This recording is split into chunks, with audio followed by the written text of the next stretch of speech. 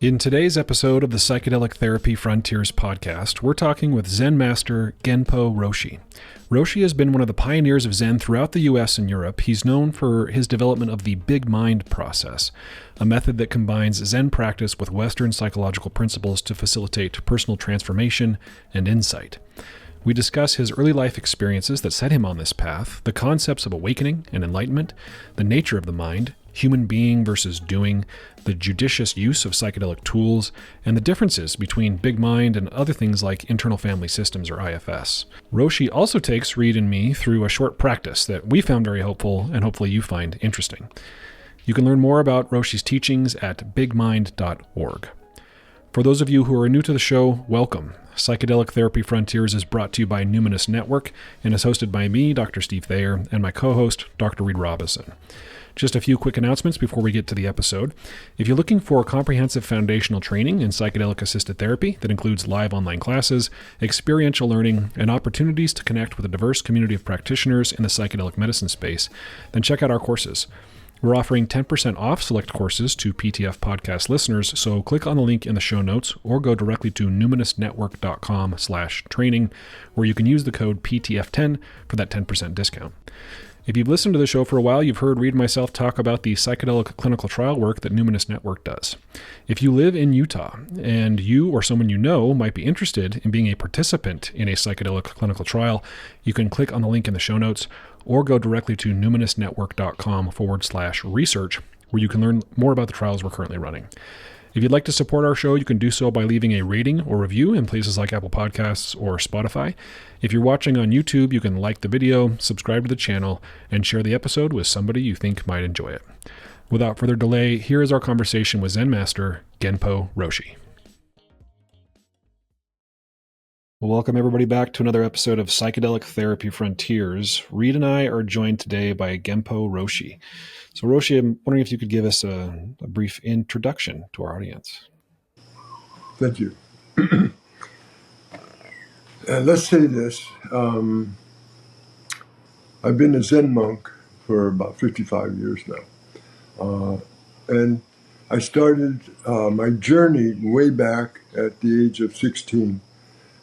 I ended up in a lifeguard tower on Huntington Beach, alone for 3 months every day, for 8 hours a day, 5 days a week, sitting there just trying to stay awake. And I had to deal with my mind. And during that period of time, we were not allowed to go any place but stay in the tower, on the tower. And we weren't allowed any radio or books. So we really had to just stay awake. And it was difficult at 16. How do you deal with your mind? So I started counting the money I was making. The money I was making per month, per week, per day, per hour, per minute, per second. I didn't know what to do with my mind. But eventually it became more easy, more relaxed, and so on. And then about 10 years later, at 26, I was in the Mojave Desert, and I had an awakening that transformed my life. It just changed it completely. Wow, I'm intrigued to hear more about the awakening, and before that, I'm wondering what kind of time period are we talking about for the mind to settle down a bit? Because we hear from countless people and sometimes feel this way ourselves, is like, it won't calm down. I've tried meditating, and so maybe a word on patience, perhaps. Yeah, exactly. I have learned a few tricks about that.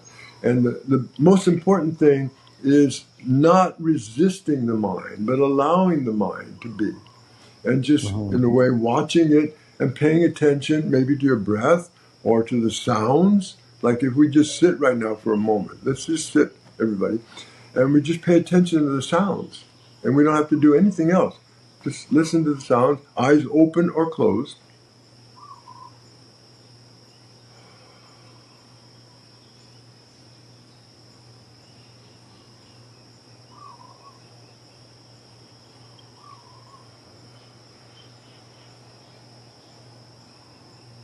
And just allow the thoughts to come and go.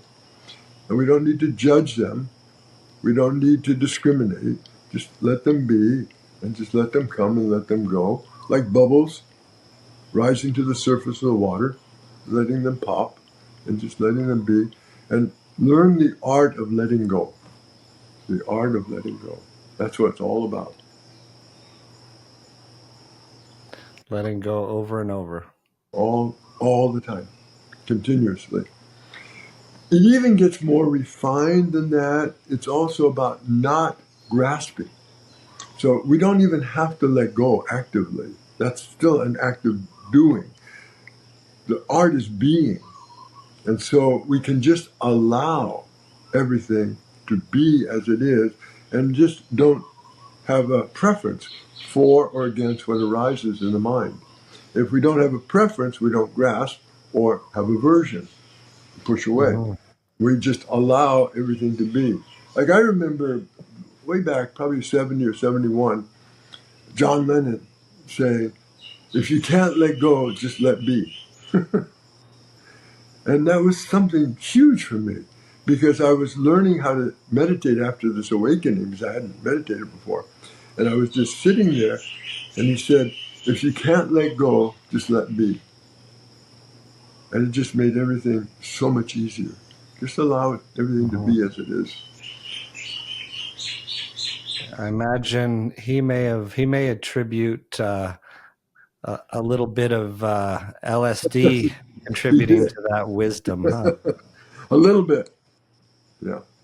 Well, and that was one of the things we had talked about discussing today with you, Roshi. I don't want to get too far ahead of ourselves, though. I'm curious to learn more about your Zen journey and how it culminated in what you call big mind. Like we on the podcast have talked a lot about internal family systems as a way of understanding the way the mind can feel fractured and pitted against itself, the way we get over-identified and attached with our thoughts. So maybe take us on a bit of a journey with your journey into Zen and what Big Mind is. Yeah. I'm happy to do that. The last thing today I felt like talking about was myself, but I'll say something. Thank you. Yeah. So I had this awakening in 71, and I probably would have become very unstable. But I went there to the desert with two friends. They were a new couple, and he was my oldest and best friend. And I had just met her. And they decided to hike off on their own. So I climbed up this mountain, and I was in the Mojave Desert.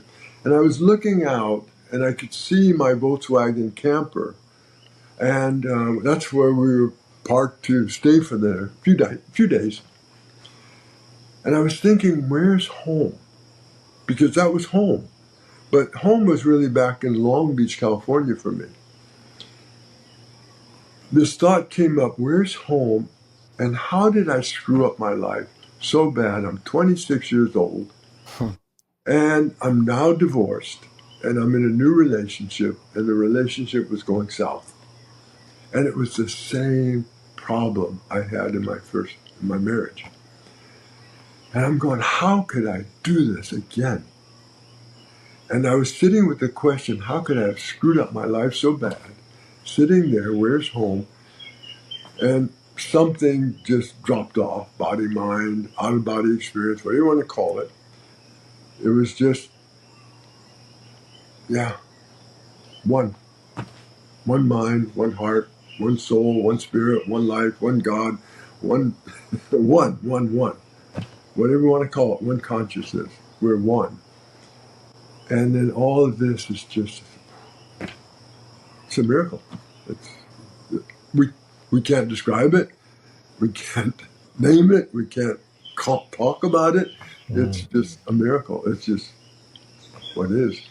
So that got me meditating regularly and learning how to meditate, how to deal now with the breath and with the mind and with the body and the posture and all that. And then after about a year, I went off into the mountains. And I lived there for 10 months alone, up in the mountains above San Luis Obispo. And I had a cabin that a gentleman allowed me to stay and take care of it.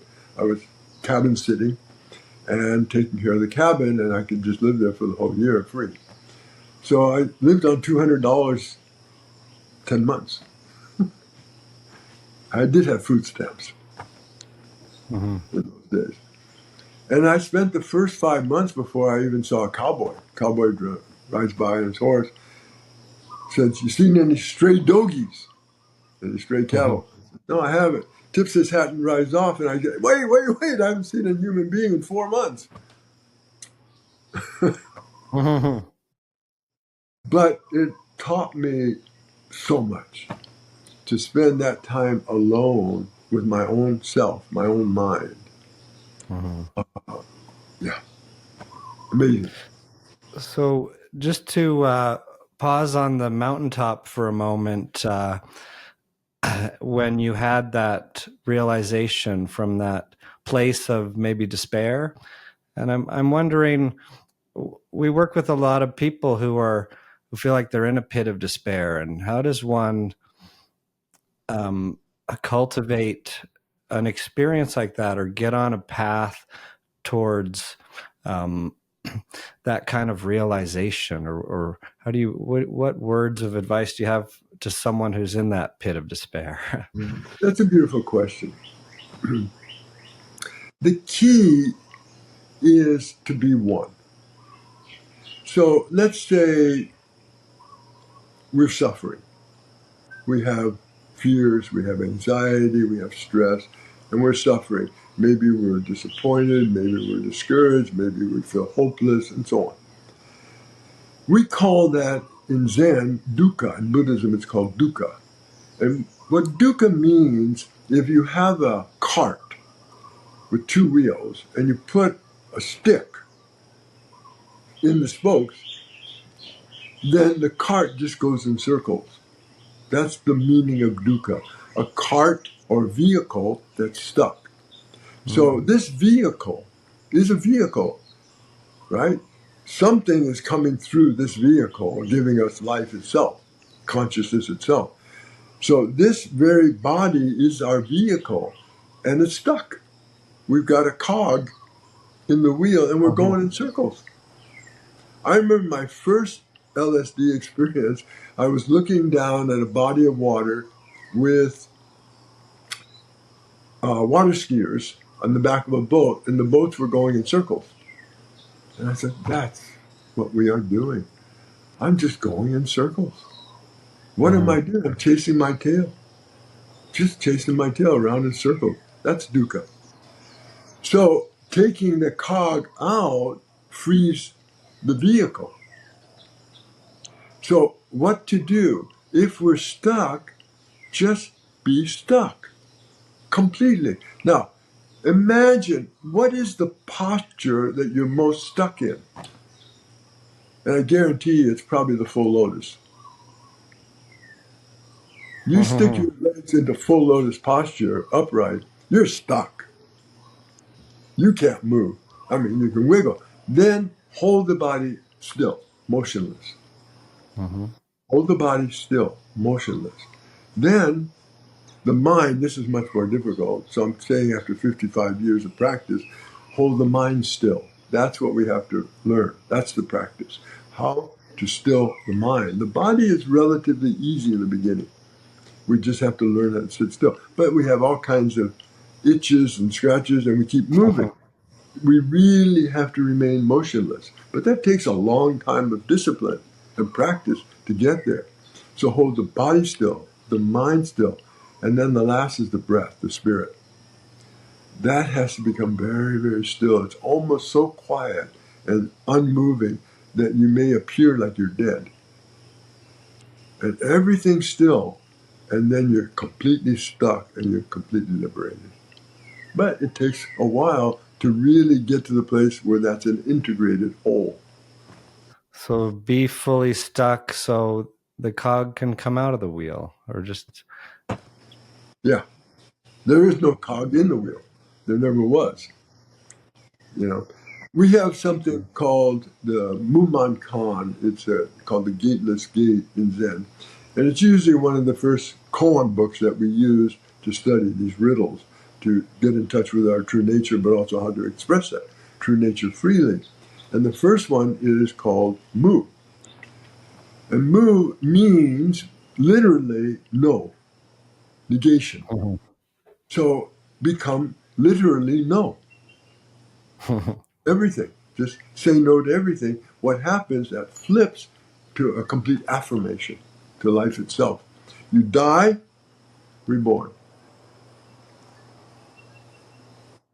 There's something so, and I'm speaking as a beginner novice, there's something so paradoxical about maybe koans or this idea of dukkha where, people don't want to be stuck, so they feel like they have to do something about it. You talked about the Exactly. difference between human being and human doing. So many of my therapy clients describe exactly what you're describing with this metaphor of the stick in the wheel, where I have insight, right? I know that what I'm doing is hurting me and I can't stop doing it, or these thoughts that I keep having, I can't make them go That's away. it. I just need to control them, right? That's right.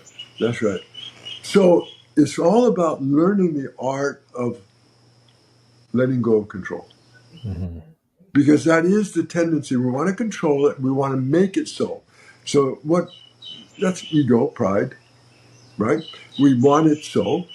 And how do we stop wanting, period, wanting it different than what it is?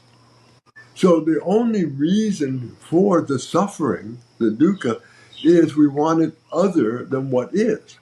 So when you sit still, you're allowing everything to be exactly what it is.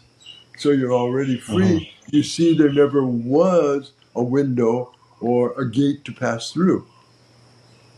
That's why it's Yeah. called the gateless gate. It appears like there's something on the other side, someplace we got to get to. And how do I get there? That's still ego. Now, if we admit I am complete ego, that's also it. Hmm. Just own that. I'm complete ego. If I can own that, I'm free from my ego. I'm completely ego on one side, and I'm completely no ego on the other side. And from the apex, what I call the whole, I'm already both completely free and completely stuck. Hmm. It is all paradox. But Yeah. we can't own the paradox. We're constantly polarizing in relationship with one another, in oneself, with oneself and one's wisdom. Or no mind. Yeah. Mind, no mind. Self, no self. That's beautiful. And when did your LSD experience that you just mentioned come in terms of your journey with Zen? Because it sounds like it gave you a little awareness in that moment You of know, that new perspective. it did. It did. It opened up as we were talking back in the day, Doors of Perception by Huxley. Hmm. You know, the beautiful thing is I met his wife. I got to carry her books for her. Oh, All this wow. wife. I got to carry her books from my teacher's home to the car, and we had a little talk. Oh, that's really Really, neat. really sweet because he was like an idol, like Timothy Leary and John Lilly, who lived in this particular flat that I'm living in, this cabin. Oh, wow. Yeah, and Ram Dass. Yeah, you kind of heard my heroes. Yeah, so many questions and stories to tell. But that reminds me, you shared something about the home you're in. We all got to hear while breathing together for a moment, the birds chirping in the background. But maybe you can share the really interesting discovery you made about the home you're in. Well, when I asked the gentleman who owns the property if I could rent that place because he said it was vacant, we agreed on it and we walked in here and he told me this was John Lilly's home. This is apparently where he was living at the time he died on this island. And this is his bed. And there was a lot of ketamine and LSD done on this bed with my friend, my landlord, about my age. I'm 81 next week. He's about 78, 76 maybe. They did a lot of LSD and ketamine right on the Oh bed. yeah, a lot. I actually, he gave me a little bottle of the ketamine that John Lilly left him. So my first ketamine experience was with that bottle of John Lily's. Wow, Wow. it's quite the artifact. But I'll show you where I'm living. You want to see it? Yes. Sure. For That those would be of our amazing. audience on YouTube. My wife's not gonna like this, but so this is our house.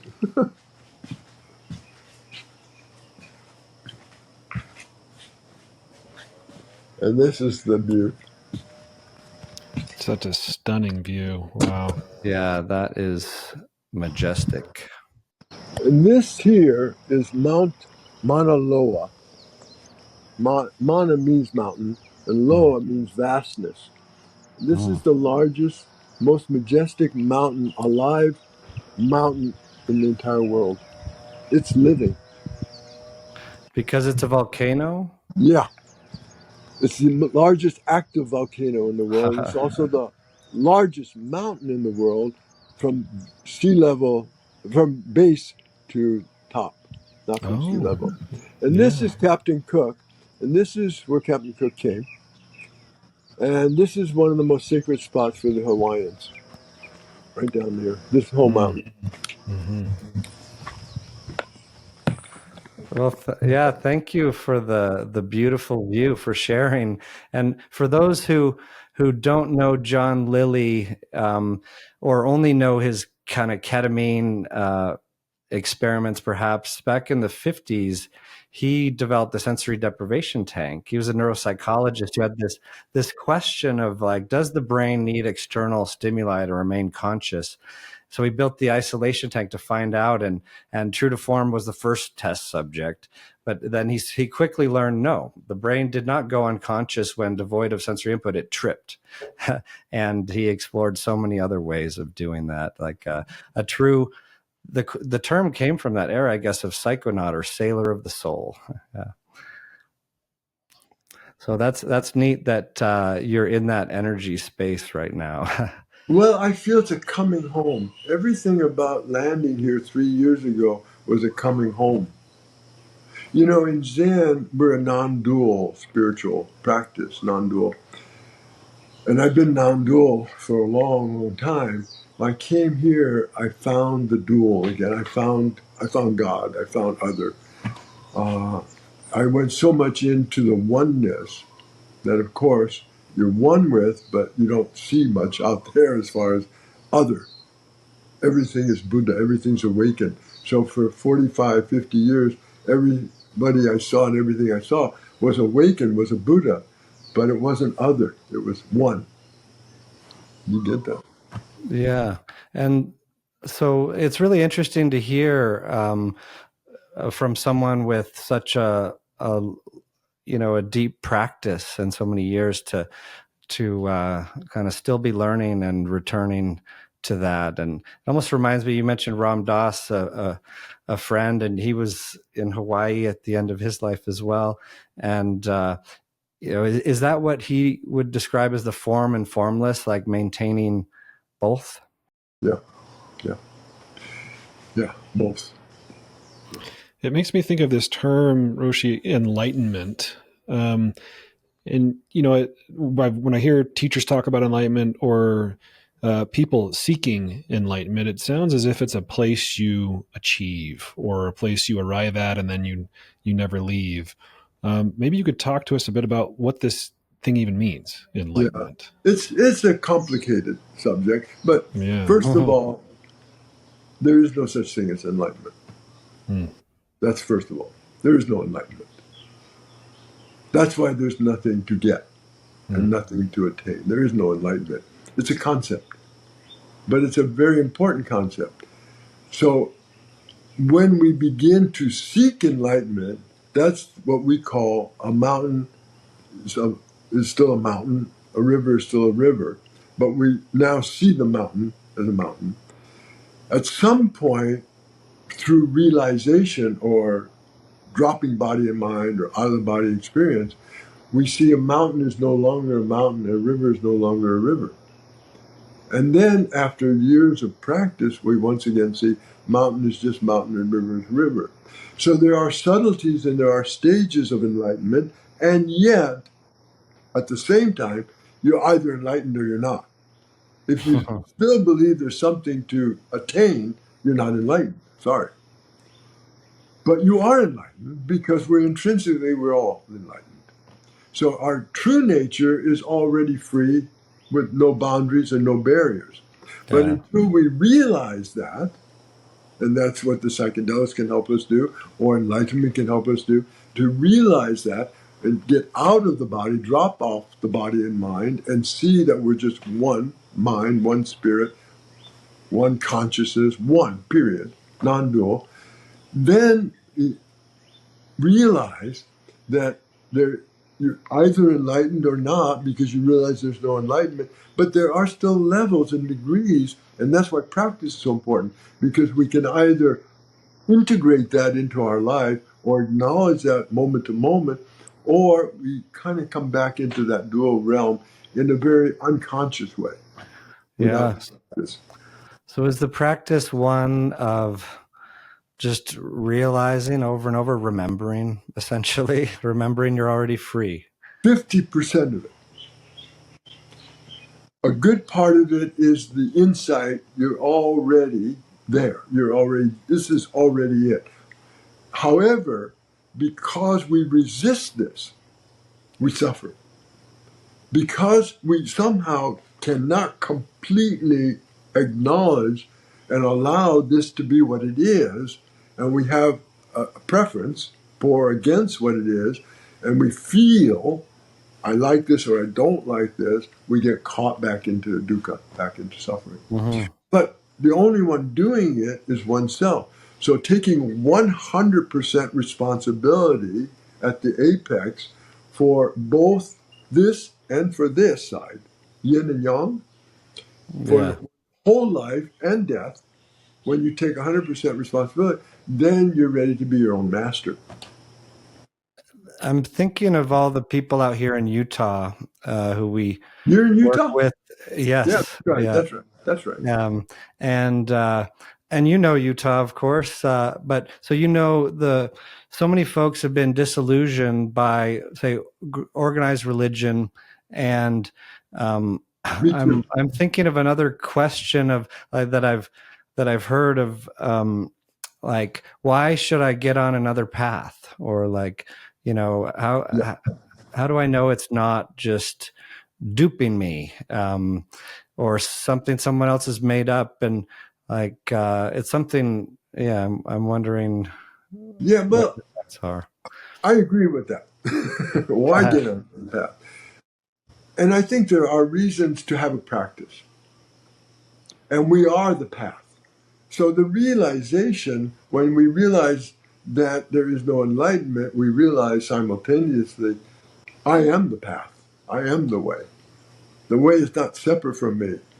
We say it's right under my feet. I'm walking the way. I can't step off the way because I am the way and I am creating the way. I am both the cause and the effect. I am karma itself. So there's nothing to get away from or to go after. So it's more about realizing and remembering this and living. You're already free and liberated. There is nothing except oneself in any way that's binding us or controlling us. And it's all about letting go of control. We are our own worst enemy, for absolute sure. Oh, yeah. For certain. And if we want to stop suffering, well, we have to put in the energy, the time, the practice, and learn how to sit still and be still. And so when one finds himself kind of blaming the path, the upbringing, the past relationship or whatever, the victim. Yeah. Then what? How do you get unstuck from that dukkha? Own it. Own that I'm a victim. Yeah. Own it. I'm a complete victim. Just own it. And then own the opposite. I'm free. Yeah.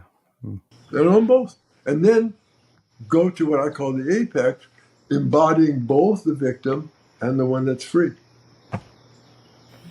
Yeah, I'm picturing this infinite container within which all those things can exist simultaneously. And they all do. in all the traditions and all the religions and all this, the old saying is we're only touching one part of the elephant. Mm. That became so obvious to me when I moved here 3 years ago that even in the oneness, it's still only one part of the elephant. If I have the tail, I describe it very differently than the ears or the tusk. But it's the same elephant. We're all experienced, but nobody has the whole elephant. It's like Plato's cave in a way. I'm having all kinds of intrusive thoughts now about other things you said that I want to explore. But let's do it. Roshi, you talked about stillness, and you mentioned it again a few seconds ago. And when you were talking about the full lotus and stillness of the body, stillness of the mind, and then the breath, I wondered what a still mind phenomenologically is like. It's not an empty mind, is it? Well, no, it's one with chaos. We can do it right now. If everybody listening to this just allows me to speak to complete insanity, just allow me to speak to that. Not yet owned, not yet embodied, but you are complete insanity. You're not the self. You're not the self. You're just complete insanity. You're not Reid. You're not Steve. You're not Dennis. You're not anybody. You're just complete insanity. You are insane. Mm. Now just be it. Look at it and see you're not the self. You're the part of the self that's completely insane. And turn that light inward and look at yourself. I'm insane. I'm completely insane. He's okay. The self, he's okay or she's okay. But I'm insane. But he's not very free, is he? You're not owned yet, so you're probably not free. So how do you come out? How do you manifest as complete insanity? You're not owned, you're not embodied, you're not completely acknowledged, you're certainly not empowered. So how do you come out? How do you manifest?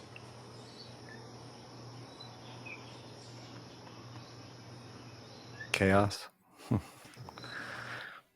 I was thinking of emotions, behaviors, All of that.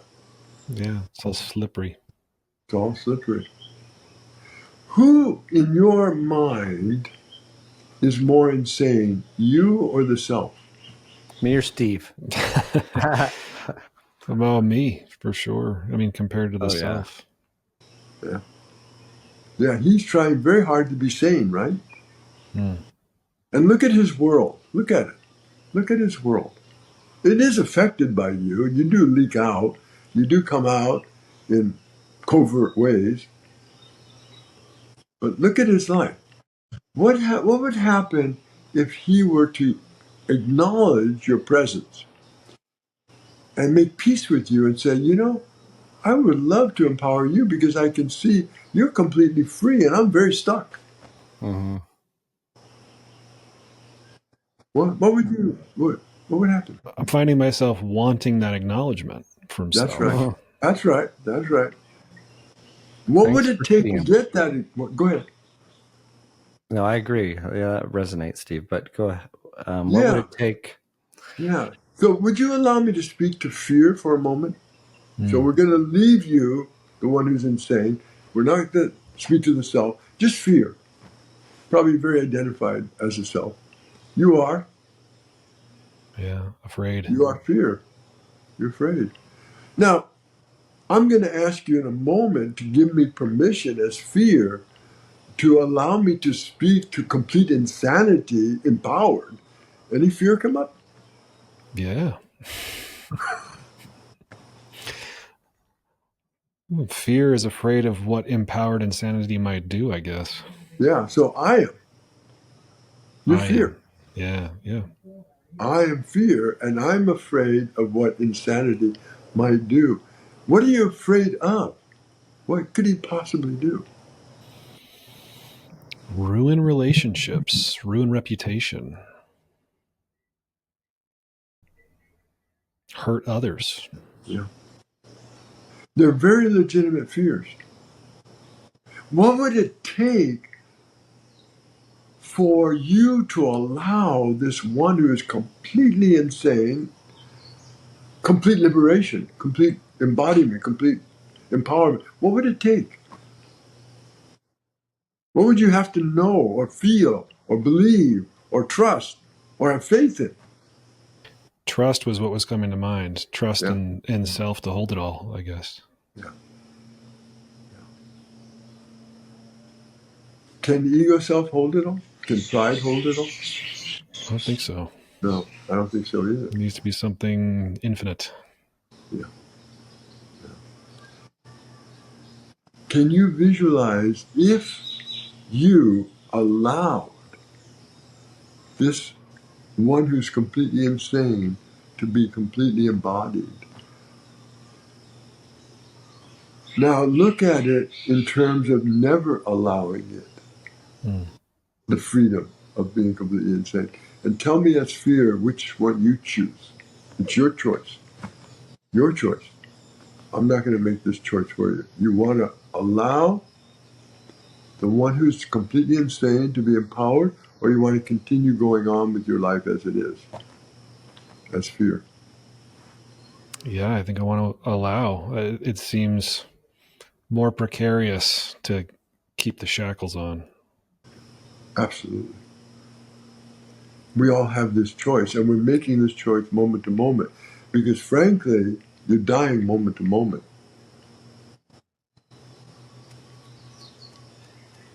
It's so fast that we can't even see, like a film going across the camera. It just looks like one film.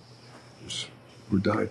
So all we have to do is allow this, as fear, allow this voice to be embodied and powered as it is. Are you open to it, both of you? You want to speak? Reid? That's fear? Speak as fear. Mm-hmm. Yeah, I'm afraid of all the things that could go wrong. I'm afraid of not knowing how it's going to turn out. I'm afraid That's it. of That's it. everything. The fear of the unknown. We have a couple of major fears. One is the fear of going insane. Mm-hmm. The other is fear of death, and the other is fear of pain. There's always projection, though. Right now, as fear, are you okay? Yeah. Right now, yeah. Yeah. In the present, you're always fine. It's only when you project into the future. So, with your permission, do I have your permission? I would love to speak now to the one who is completely insane, owned, embodied, and fully empowered, fully awake, fully mature. Ready? Okay. Yes. Let's Yeah. take that leap. It has to be a leap. You are the one who is fully insane.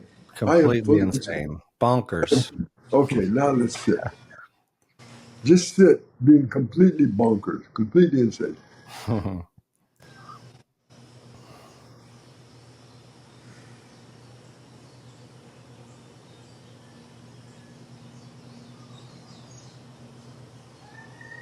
It's not so bad. Nothing. There's insanity everywhere around me, Yes. but it's okay. Yeah. Yeah. Now look at the self. What do you see? Self is in the corner. So you're the one who's completely insane. The sane one, the self, is over there in the other corner. What do you see when you look over at him? I mean, if I'm being honest and free associating here, it's I see peace. You know, I see infinite compassion. There's an image in my mind too that's fairly complex, but yeah, this sense that self has got it. And me? Your own experience. Not Steve's, yours. Yeah. For whatever reason, I just saw myself over in that corner, kind of a hologram of myself sitting in lotus, Uh-huh. but floating there, calm and smiling, and Uh-huh. Uh-huh. just almost chuckling at the insanity, and but with the sense of, yeah, it's okay. It's going to be okay. It was and it is. So what is it like to be completely insane right now? Look and see. Look inward.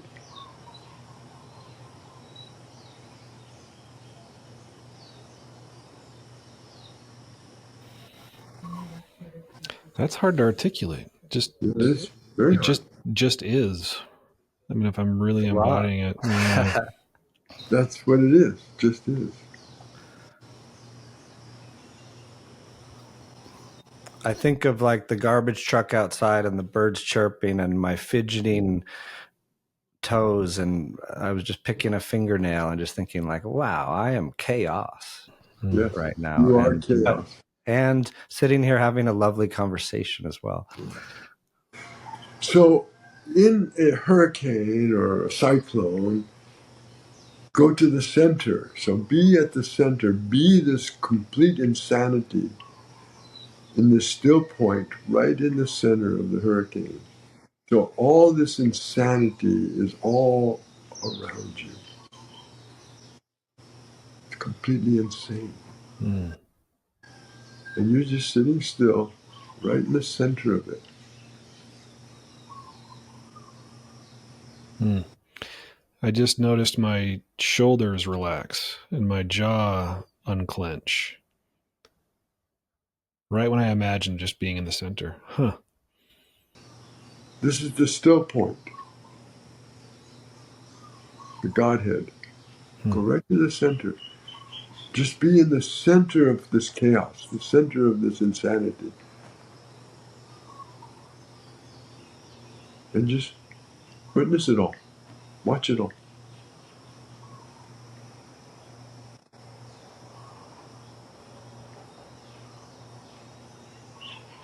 Mm. Let's make a leap now. Let me speak to your opposite. Your opposite. I'm not going to name it. It's just the opposite of complete insanity. So you just have to leap to the other rail, or a railroad, or to the other corner. Let me speak to the opposite of you. I'm not going to say what it is, just that you're the opposite now. You are the opposite of complete insanity. Who are you? I Just say am I'm the opposite of complete insanity. the opposite. Yeah, I'm the opposite of complete insanity. Just be now who you are. You're not that one. You're not insane. I don't know if you're sane, but you're not insane. Mm. You're not insane. You're the opposite of the one who's completely free and insane. Mm-hmm.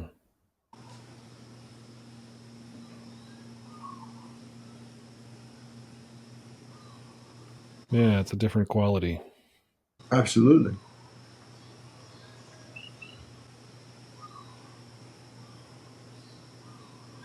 I'm not that. Mm-hmm. Then who am I? I'm not that. I'm not the self either. Mm. So who am I? I'm not him, the one who's insane. I'm not the self. I'm not Reid. I'm not Steve. I'm not the self. I'm not Genpo. Who am I? I'm not even my body, not even my You're mind. not even. That's right. Just be. Just be. I'm not even body. I'm not even mind. Stay there. You're there. Just be still. You're there. Yeah, I'm here now in this, whatever it is. Yeah, just aware.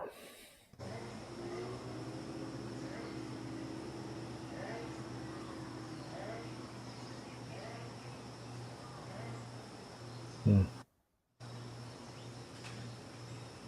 So tell me about you.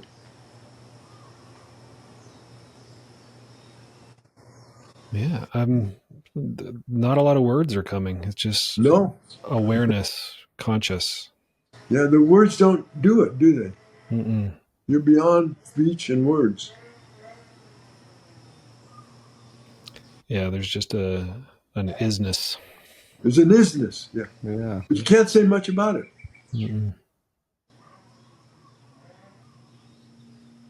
I'm even aware of the mind wandering for moments into places like, where is the opposite of insane, over controlled and closing it off, over tidying, and then just laughing at that in the isness and awareness of the places our mind goes. Yeah.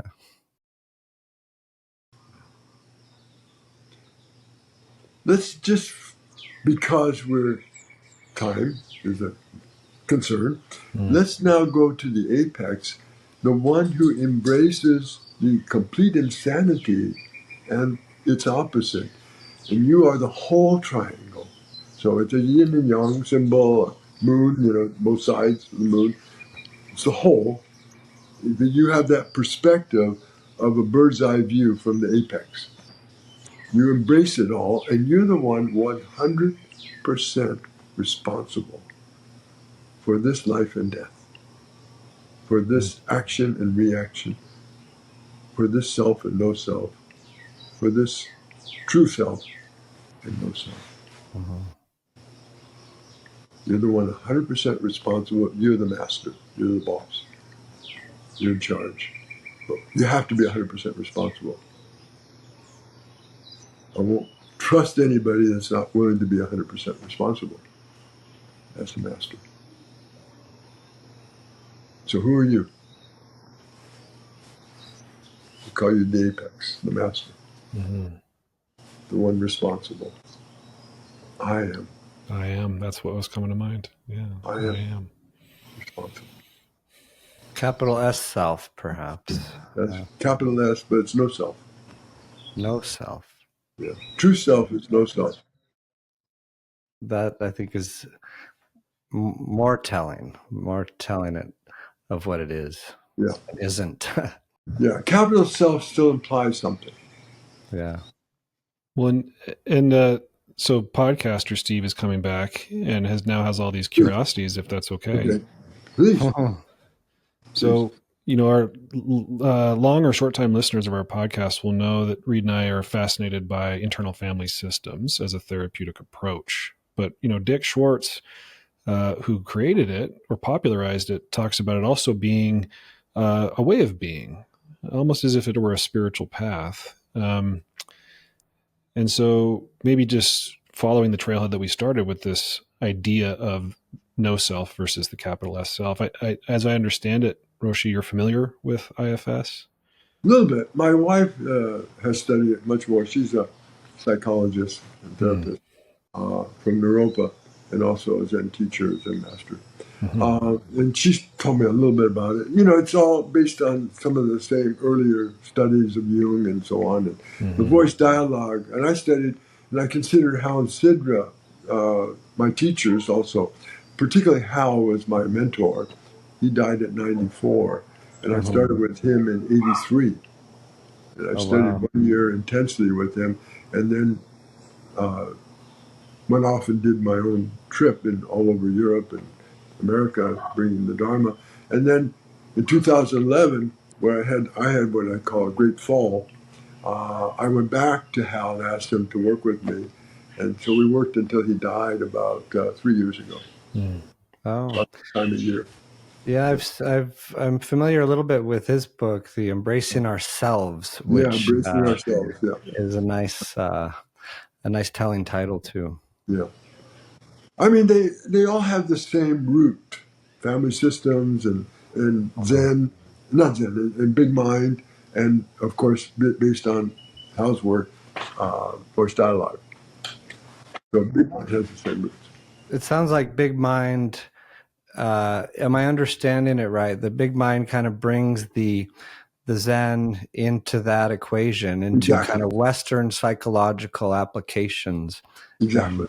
So what I did was I studied with Hal those years, and then my dream since 1973 was to integrate Zen and Western psychotherapy, and I feel that I've done that.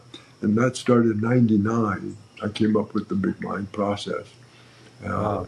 It was bringing the voice dialogue to the transcendent, bringing the transcendent in there. This one that we just went to, Mm-hmm. the opposite. Of course, they wouldn't go to insanity either. I've talked to Hal at length about this. He said, "You go places we would never go." I love the ability that it appears to me, just having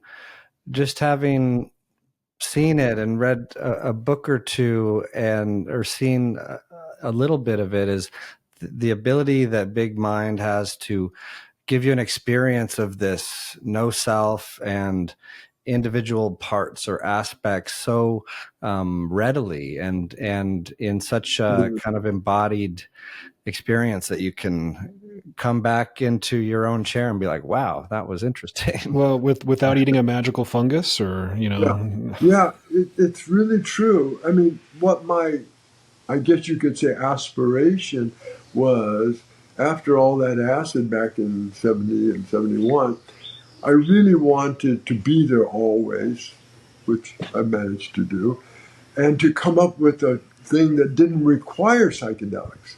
So I didn't use psychedelics in all the years I was teaching. And about 4 years ago, I was living in Boulder because my wife was just finishing her master's at Naropa. We were living there in Boulder.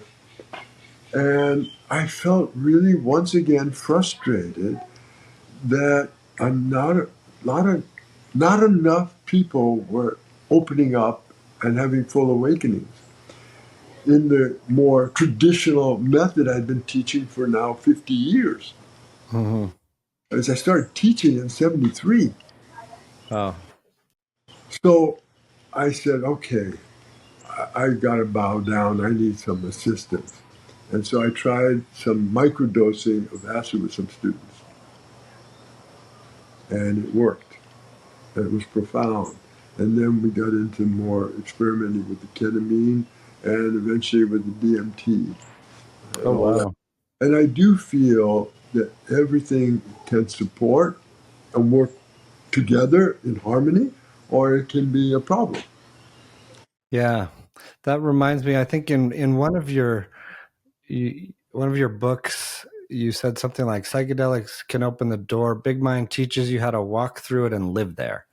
And I thought that was a really neat perspective, and speaks to what you're talking about, of like psychedelics can open a door, blow the lid off. And That's right. Yeah. That's right. Then what? We need to practice. You know, I'm so grateful. When I go back to that initial, I never finished that story. My friend was a psychotherapist at the time. You actually became the head of the Jungian Institute, which Hal Stone had been. Oh, cool. He became much later. This is the Mojave Desert when you were on the mountaintop with that couple, your friend. Yeah. And he told me what you had was a Zen experience. I said, "But what's Zen?" He said, "You're speaking like a Zen master. What you're saying is pure Zen." And I said, "Well, what do you know about it?" He said, "Well, I studied it in the university." Zen. So if he hadn't said that, I might have thought I was really insane. But I had this experience, and him, in a way, affirming me. I am eternally grateful because of him saying, "Oh, that sounds very Zen." I didn't say, "Oh, I am completely insane now." Only I did say I'm insane, but I could also maintain a job and everything else. Yeah. Well, it gave you a framework, right? And then, Yeah, like we were saying about psychedelics, I mean, a lot of things can blow the lid off. Your experience in the desert sounds like it could have potentially been very, very destabilizing without that framework. Yeah. And it was in one way. I mean, I did quit my job that Monday. I did say, I'll give you till June. This was February. I think it was something like 12th. I told them I'll stay until June, but then I'm giving up my job, and I headed off into the wilderness. Hmm. You know, so you could say it was destabilizing. I mean, my whole life was turned upside down. Mm. It was like I had been living in pea soup, and then all of a sudden I realized I was no longer in the pea soup, Mm-hmm. and that the moon was always there, and the moon's reflection was always there. I just hadn't seen it. I had Mm-hmm. my head under the covers. So again, it makes me think of the what next question. When all of a sudden you're seeing things that had always been there that you weren't aware of before. In the psychedelic therapy world, we talk a lot about integration, right? After you've had an ecstatic experience, the what next is a process of integrating, making sense of. It makes me wonder Can what I big, say one thing about that? please. I used to call it integration. Now I call there's nothing to integrate. It's already integrated.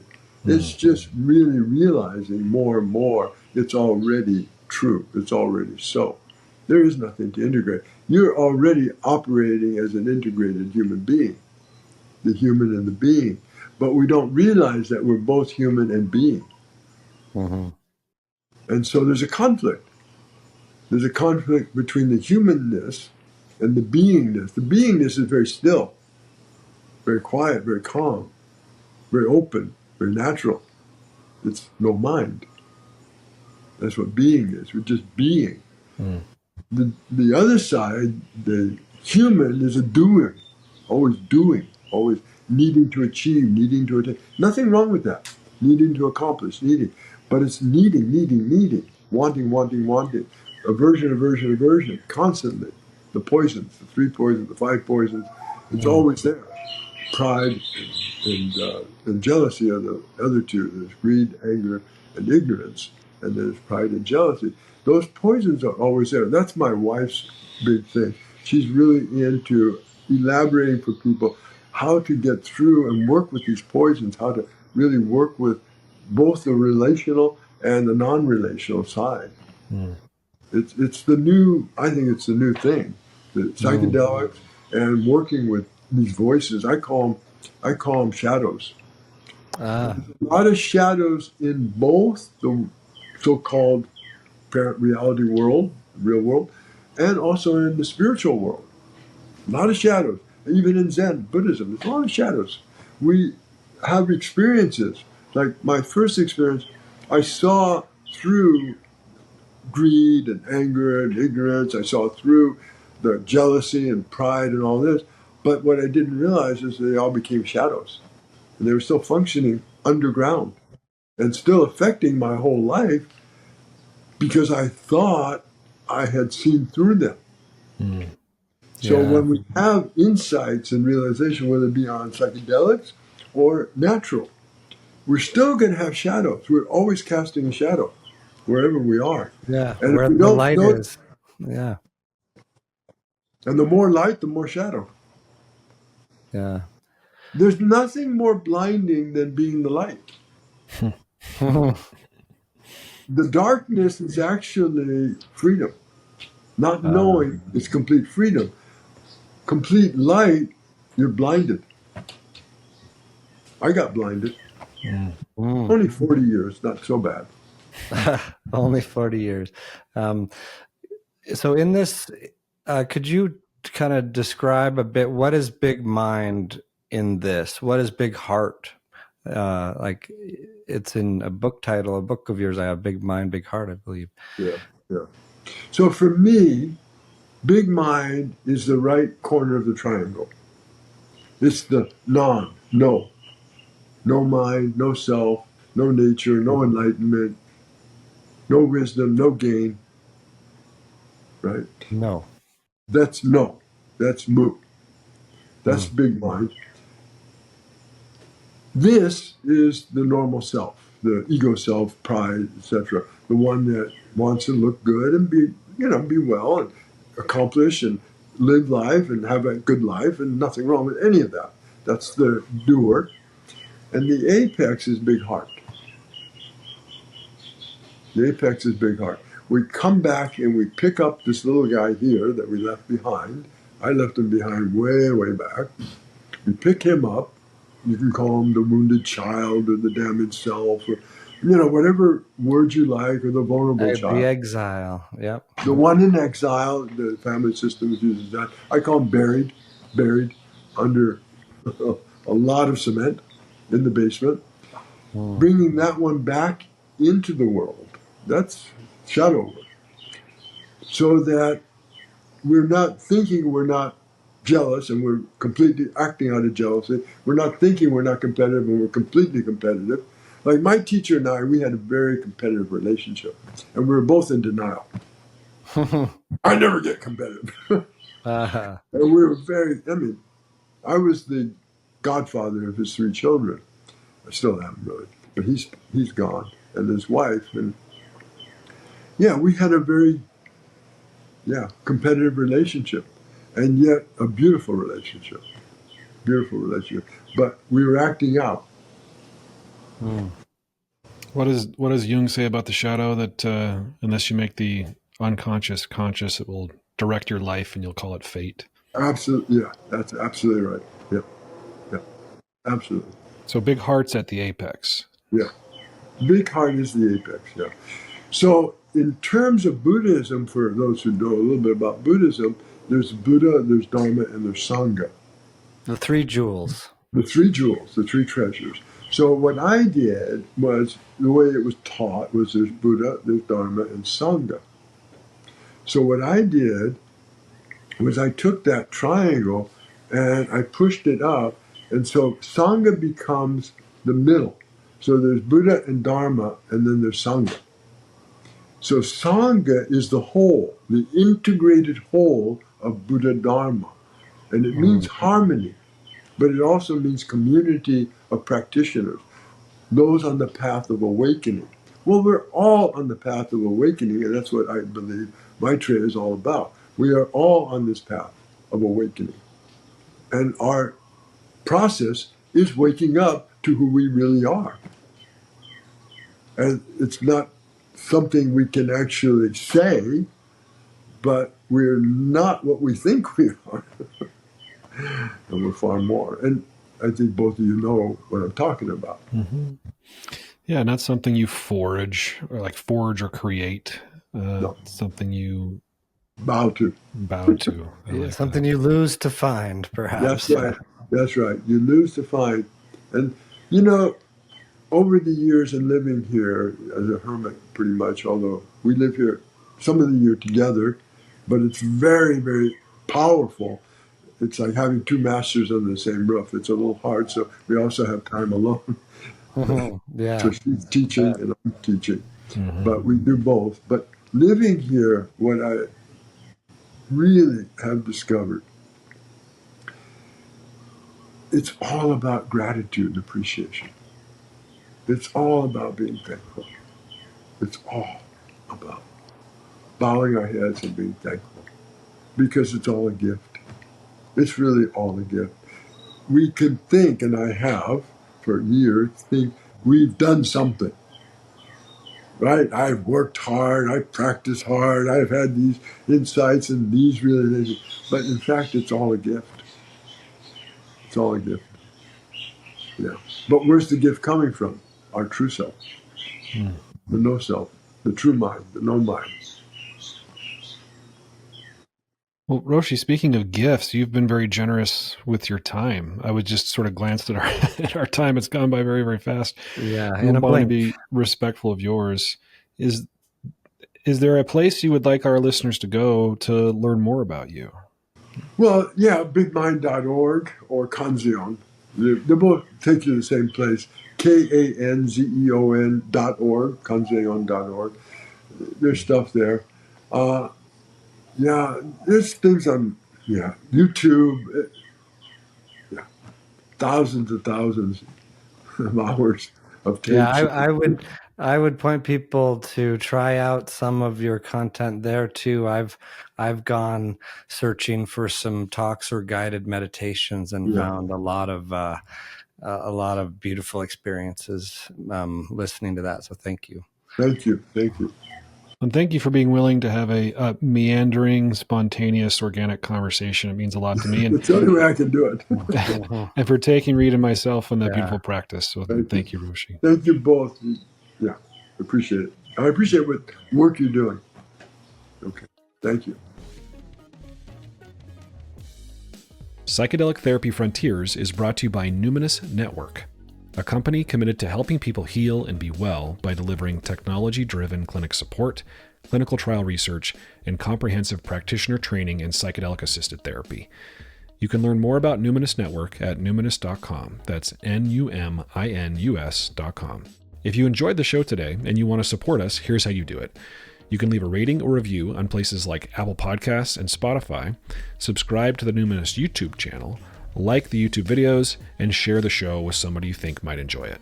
If you're interested in comprehensive training in psychedelic-assisted therapy, check out our courses at numinus.com/training. These courses are carefully crafted by Numinus professionals like myself, Reid, and others, and include live online classes, experiential learning, and opportunities to connect with a diverse community of practitioners in the psychedelic medicine space. I really love teaching these courses and connecting with you all, so check out numinus.com/training, and I hope to see you at the next training cohort. The content of this podcast does not constitute medical advice or mental health treatment. Please consult with a medical or mental health professional if you believe you are in need of mental health treatment.